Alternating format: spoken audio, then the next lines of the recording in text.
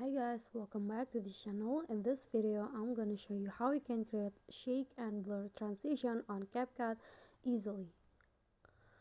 So after you prepare your clips, you just need to click on the transition box and click on the camera tab, find the shake transitions and adjust it to around 0.3 seconds.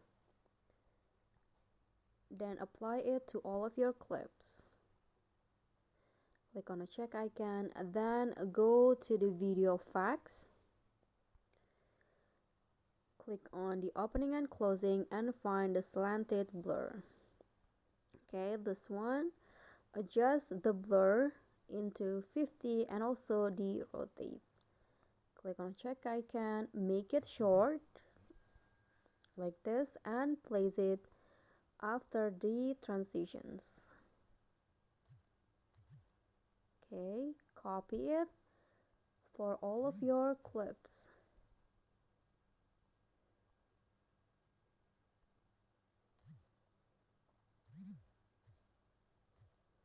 And now you are done. So here is the result.